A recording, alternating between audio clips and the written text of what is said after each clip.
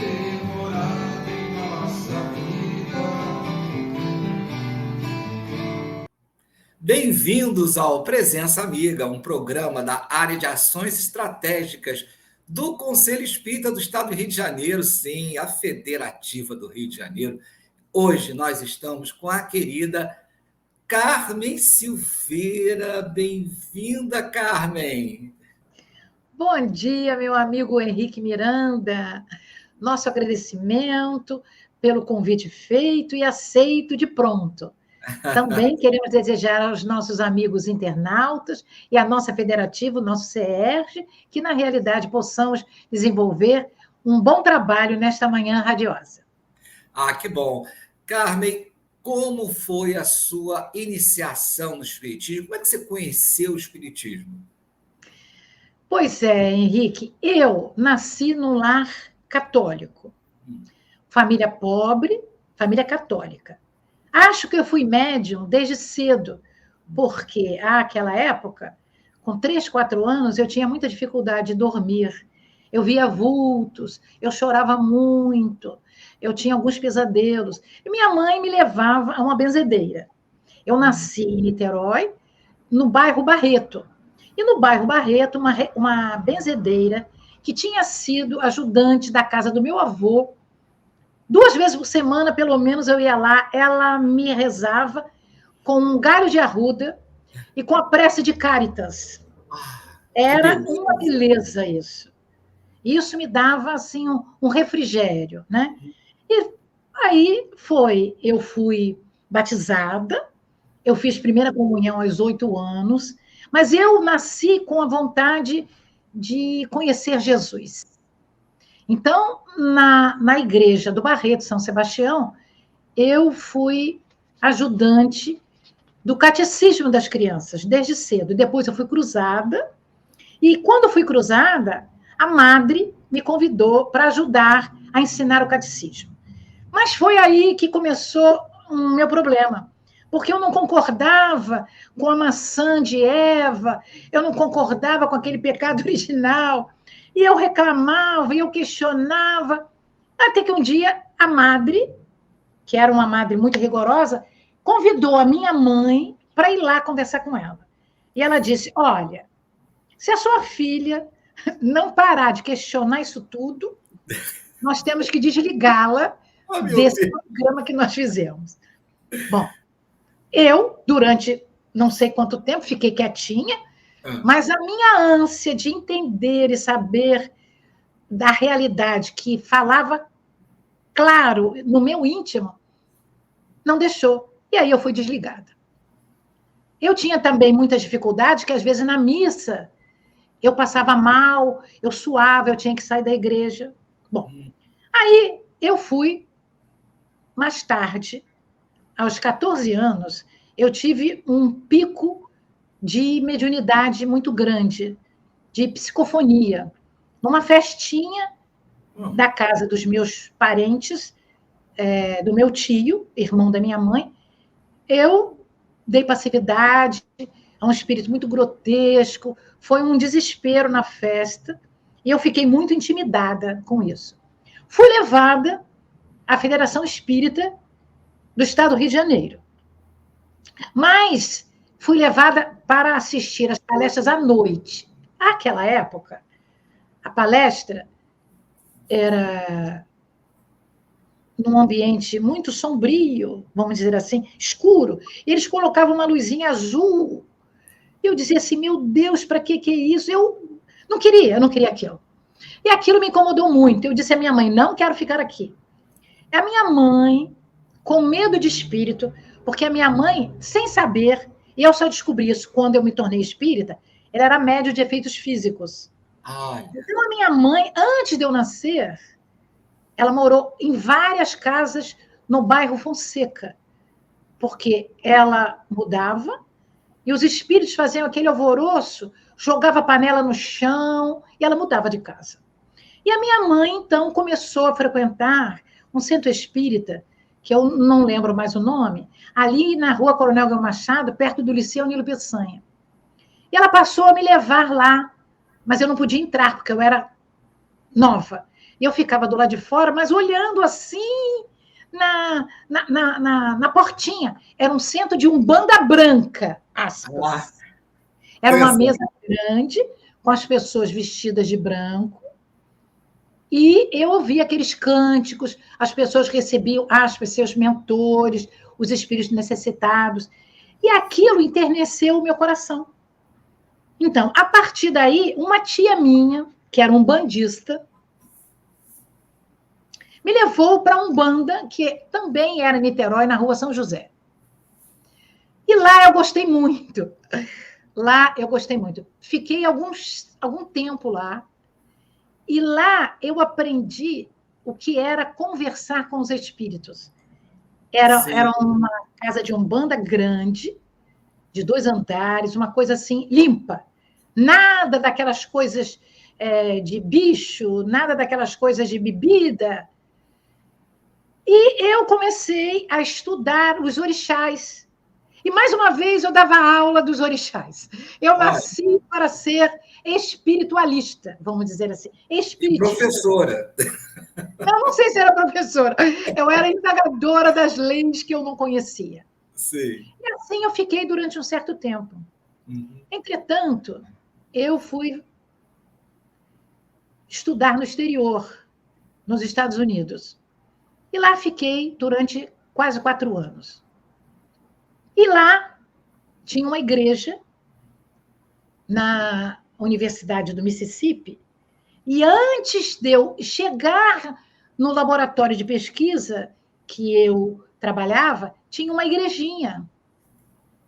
E eu, na igrejinha, eu sentava e conversava com Deus através de Jesus. E fiquei, talvez, uns 6, 7 anos sem ir a nada, a nenhuma casa material. A minha casa material eram os meus sentimentos. Quando eu voltei, já com o meu curso feito de pós-doutorado, eu voltei e tive um problema da tireoide. E aí fui levada a uma casa espírita, que você conhece, que é o Centro Espírita Bezerra de Menezes, da Engenhoca. Sim. Que com a nossa querida Nádia e o esposo dela, Francisco.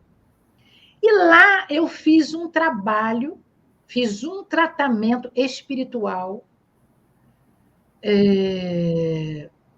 que me fez entender o que era essa minha ânsia.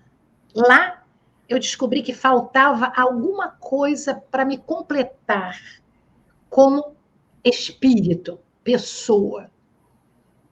Então, era um tratamento em que a médium Glorinha, que era da casa, uma pessoa bondosíssima, a gente sentava e ela orava e ela recebia o receituário do Dr. Bezerra de Menezes de homeopatia.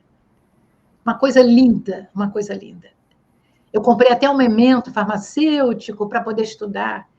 E aí, na casa, eu comecei a fazer estudos e trabalhei no bazar. Meu primeiro trabalho voluntário no espiritismo foi no bazar. Fiquei lá durante um certo tempo, mas depois eu mudei para o CPAC, o Centro de Estudos Espíritas Allan Kardec, que era ali perto da rodoviária. Porque tinha um horário à tarde. E eu, à noite, queria estudar. Mas eu comecei lá no Centro Espírita Bezerra de Menezes.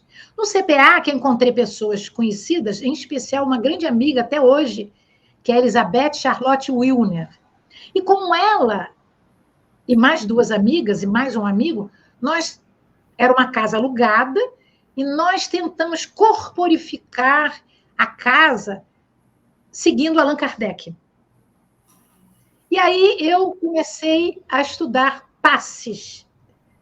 Depois, Miguel Tavares de Gouveia, que era da UME, União da Mocidade Espírita de Niterói, veio nos ajudar, e assim eu me tornei espírita no CPAC. Depois, voltei a trabalhar, porque eu me aposentei. Eu queria aqui chamar a atenção. Eu, quando estava no Centro Espírita Bezerra de Menezes, eu fui levada a um congresso lá no Espírito Santo com o Júlio César Grande Ribeiro. Olha. Com o nosso, com o grupo todo de Niterói, São Gonçalo, um ônibus.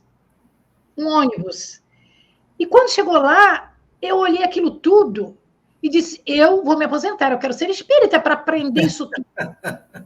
Foi um desespero, as pessoas riram muito de mim. Eu não tinha nenhum conhecimento da doutrina e eu já queria ser palestrante, eu já queria... Olha, foi memorável isso, porque é como se tivesse uma língua de fogo Pentecostes. Aconteceu comigo, meu amigo.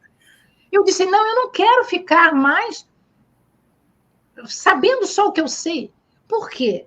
Lá eu tinha aprendido, lá no Bezerra de Menezes, que você desmaterializava coisas, porque eu estudei bastante sobre o Peixotinho, porque Dona Maria, que era a presidente da casa, era de campista, muito amiga de Peixotinho e da esposa dele.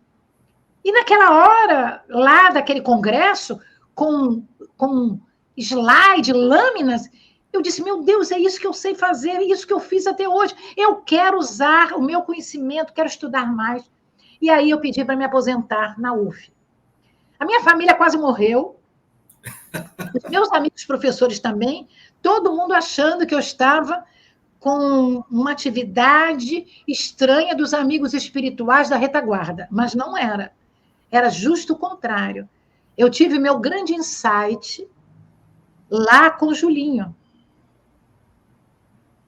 E a partir daí, na UME, eu comecei a estudar muito. O que eu fazia?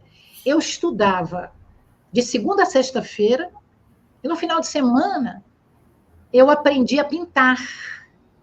Então, eu pintava sábado e domingo, que era o meu relaxamento. Depois de 2 anos, eu fui para o deserto como Paulo de Tarso, guardando as devidas diferenças. Sim. O meu deserto foi isso. Eu estudava e aprendi que eu tinha que trabalhar para Jesus. E a partir daí eu comecei a fazer pequenas palestras, e aí estou até hoje, meu amigo. Carmen, foi um chamado, vamos dizer assim. Foi um chamado. Porque eles já tinham me chamado desde que eu fui para o FEERJ, desde que eu fui para a Federativa. Mas a minha alma, como um corcel, ela não teve calma para receber daqueles adultos, porque não tinha evangelização nem mocidade. Sim. Naquela época, eu não soube entender o histórico daqueles adultos. Eram coisas que eu não entendia, por que era daquela maneira, por que tinha que ser aquela luz, e as pessoas não me explicavam.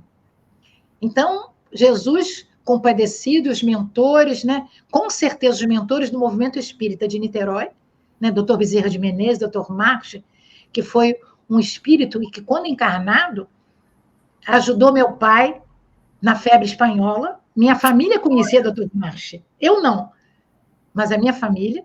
Dr. Marx tirou meu pai da morte, ainda ajudou a minha avó e meu pai, ainda subsidiou com víveres durante um certo tempo. Eu tenho uma dívida com o Dr. Marx, entendeu?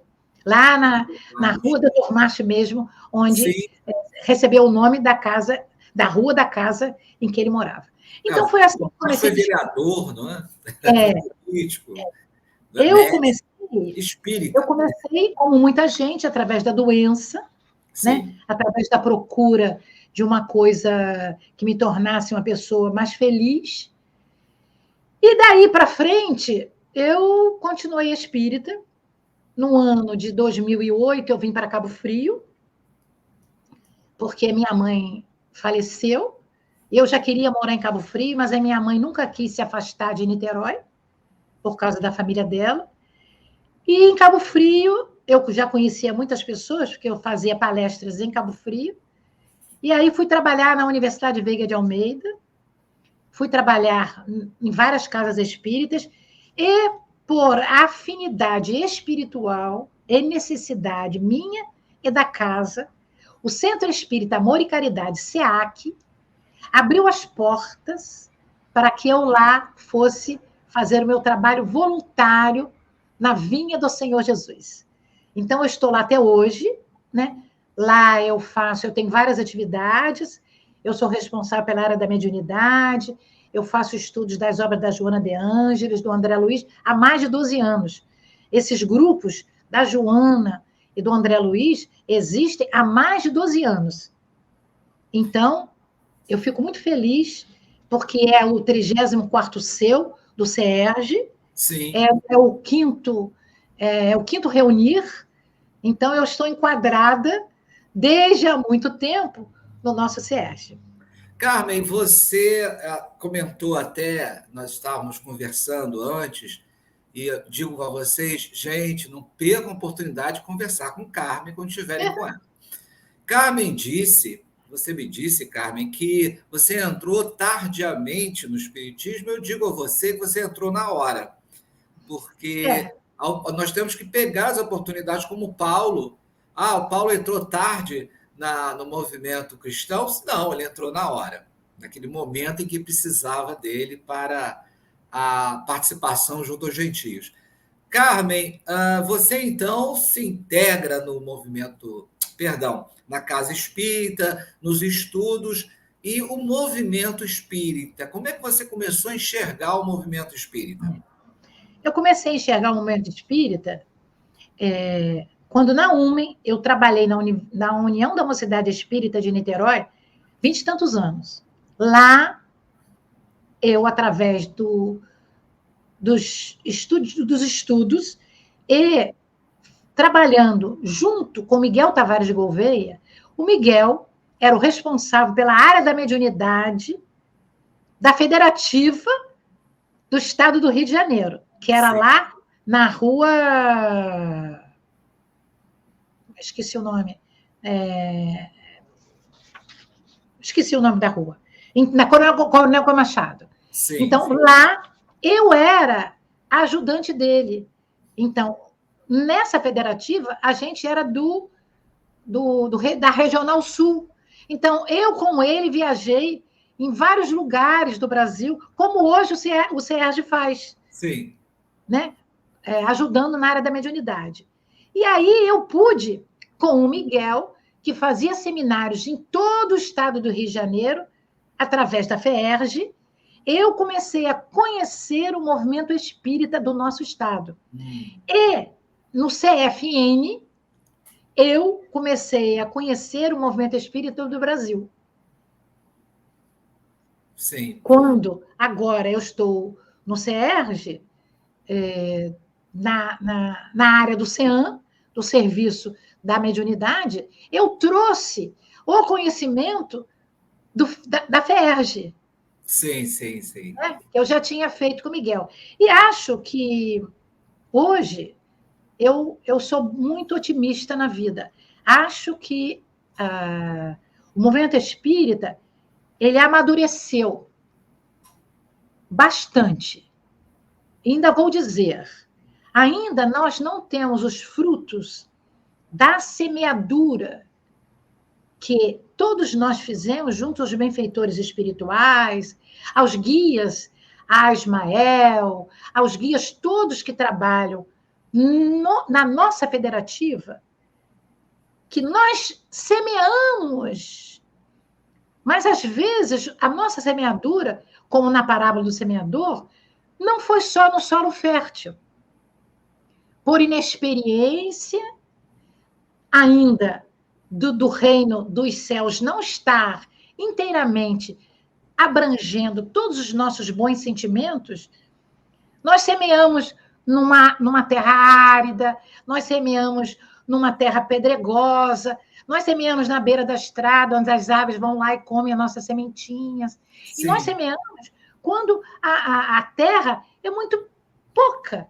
A raiz, que são o que nós levamos para que a semente possa produzir os seus frutos, é muito pequena. Então, somente 25%, como na parábola do semeador, nós conseguimos semear porque só entendemos 25% do total dos 100%. Talvez, então... Sim, desculpa, eu interrompi você. Eu vou terminar. Eu acho que nessa Covid-19, as sementinhas foram colocadas. Mas foram colocadas ainda 25% assim, nos 4 tipos de solos trazidos por Jesus na parábola do semeador, que foi a primeira parábola que ele explicou detalhadamente para os seus discípulos. Os frutos estão saindo. Nós temos de ter paciência e temos de ter a fé robusta para esperar com galhardia que o nosso trabalho voluntariado para a vinha de Jesus, do Senhor, seja feito. Eu sou absolutamente otimista. E essas sementes, né, ela dá 1 por 30, 1 por 100, é fantástico. Sim. Claro que a maioria não dá 1 por 100, porque ainda nós não temos a grandiosidade dos discípulos de Jesus, que renasceram muitas vezes junto ao mestre. Nós renascemos olhando o mestre de longe, escolhendo Barrabás. Então, agora que nós estamos mais empenhados em entender o que é o Evangelho de Jesus, estudando o Evangelho segundo o Espiritismo, estudando o Pentateuco kardeciano como um todo, as obras subsidiárias, e com as federativas mais robustecidas, porque o universo, o cosmo, está evoluindo, todos nós evoluímos juntos, não é? Deus continua trabalhando, continua construindo. Então, essa construção vai em encontro do nosso desejo. Então, eu acho que os espiritistas, o movimento espírita do nosso estado e do Brasil, estão animados de que a plantação seja num solo mais fértil. Olha, nessa visão otimista que você deu, e que eu fiquei muito feliz em ouvir, e aproveitando o embalo do estudo, fala do Evangelho Redivivo. Ah, pois é, meu amigo, olha, é uma história pequena, mas eu vou sintetizar. No ano de 2019, eu estava fazendo um roteiro na Europa de trabalho doutrinário. E na cidade de Leiria, em Portugal, eu encontrei a Marta Antunes Moura, vice-presidente da FEB. E ela, por incrível que pareça, dividiu a tribuna comigo. Olha. Sem querer, a FEP, a Federação Espírita Portuguesa, marcou no mesmo dia que eu estava marcada para a Associação Espírita de Leiria, no mesmo horário. Então, nós nos encontramos lá e Marta fez uma parte do seminário e eu fiz outra parte. Para mim, foi um momento estático, né? Imagina. Eu trabalhar num seminário na Europa, em Portugal, com a Marta. E aí, conversamos bastante depois do evento, e ela me disse, Carmen, eu trouxe aqui para a dona Isabel, que é a presidenta da casa, da associação, o Evangelho Redivivo. Eu disse, o que é isso? Isso em 2019. Ela disse, eu vou passar para você. Ela já tinha enviado para a dona Isabel, por e-mail, várias coisas, o que era o objetivo, e ela passou para mim. Eu voltei para o Brasil, e no ano de 2020, eu já tinha ideia do que era o Evangelho Redivivo, que já tinha começado desde 2017, em Santa Catarina, e que Divaldo já teria dito, numa reunião do CFN, que era o mentor Bittencourt Sampaio, o coordenador desse Evangelho Redivivo, que tinha o objetivo de permitir que uma nova Jerusalém no planeta Terra fosse construída. E assim, a Marta, no ano de 2021, o CERJ, né, Conselho, a Federativa, já tinha sabido desse Evangelho Redivivo. E no CFN, o grupo da Darcy Moreira, e todos os trabalhadores do CERJ, do CFN, em vários nichos, ouviram da Marta Antunes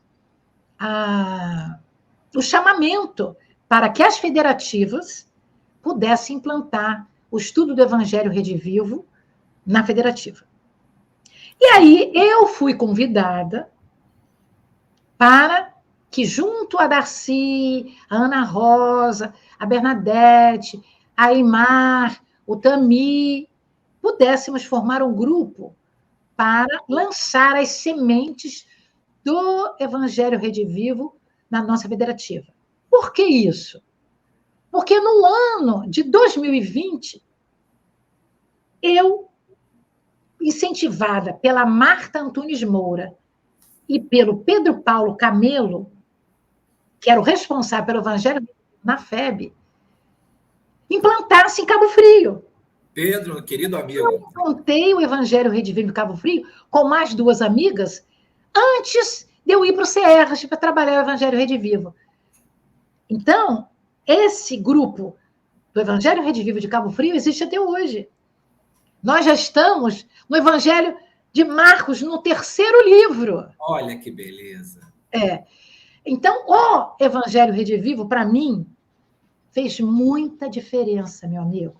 Porque eu pude estudar com Alcione, que é esse espírito de escola que veio de Sírios, que está no Pentateuco Emanuelino, no livro Renúncia, né? Quando na Europa, ela, conversando com o seu mentor encarnado, né? Que era um padre, que era justamente Emmanuel reencarnado, sim, que o Evangelho de Jesus era tão pleno que a gente não podia fazer uma leitura. A gente tinha que primeiro observar, meditar, sentir e vivenciar. São as 4 etapas do estudo do Evangelho Redivivo. E assim, meu amigo, eu hoje posso te dizer que eu sou uma pessoa mais calma. E eu e todas as pessoas que entramos no estudo do Evangelho Redivivo. Eu não sou exceção, não. Eu sou regra geral. E assim também é o nosso CERJ, que o livro 1, que é justamente o livro introdutório aos 27 livros que vão acontecer do Evangelho Redivivo, nós estamos no finalzinho do Evangelho Redivivo, que talvez agora, no mês de março, no mês de abril, se finde esse estudo. E depois, a suposição atual é que grupos dos diversos reunir do Estado se formem, implantando, junto aos seus, o estudo do Evangelho Redivivo. A semeadura já começou.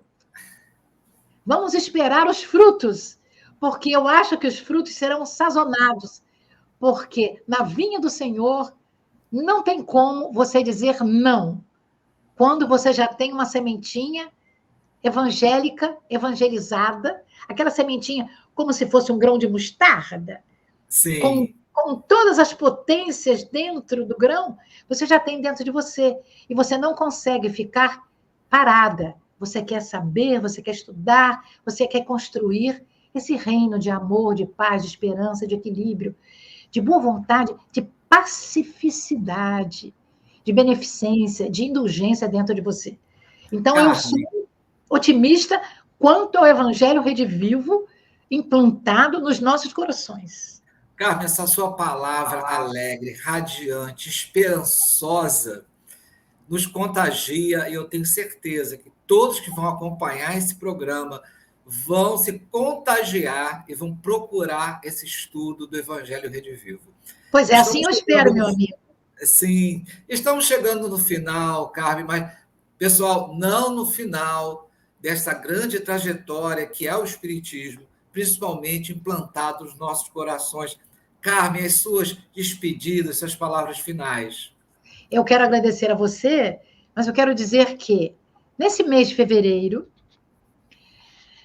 eu e a Marta Antunes Moura escrevemos um livro chamado A Prática mediúnica espírita, trazendo o benfeitor Manuel Filomeno de Miranda e as obras kardecianas. Não tem outros espíritos.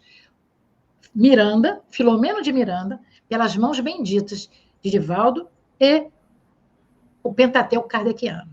Então, o convite é que vocês possam ler a obra, porque a mediunidade é natural, é o sexto sentido nosso. Então, por isso, nós nos regozijamos dessa oportunidade de sair esse livro. É um livro que está tendo muita boa aceitação, e nós esperamos que, numa época adequada, façamos essa apresentação no SERJ, como a Ângela Delu já me convidou. Mas eu quero agradecer essa oportunidade e de conversar mais pertinho de você, porque a gente se conhece, mas esse diálogo, assim, intimista, né?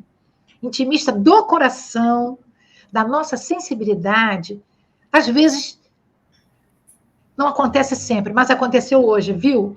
Ô, Henrique, eu quero te dizer que você é uma alma muito generosa, porque você tem uma empatia natural que nos leva a querer fazer confidências particulares. Olha, porque quem disse que eu poderia falar essas coisas todas que eu falei da minha vida? E eu explanei, porque as pessoas às vezes não entendem. Mas como Carmen foi da Umbanda e agora é espírita? Eu trago da Umbanda o conhecimento, porque sendo médium, psicofônica e psicográfica, e agora doutrinadora, evangelizadora nas reuniões mediúnicas, eu aprendi isso na Umbanda. Quando eu cheguei no espiritismo, eu não tinha medo de espíritos. Eu gostava e gosto até hoje. O meu melhor trabalho na reunião mediúnica é consolando e abraçando esses irmãozinhos necessitados. Então, na verdade, Carmen, nós estamos com Jesus. Isso, sempre com Jesus. Muito obrigada. Eu que te agradeço, querida. Que alegria estar aqui com você. Muito obrigado. E estamos aqui, olha, hoje com muita...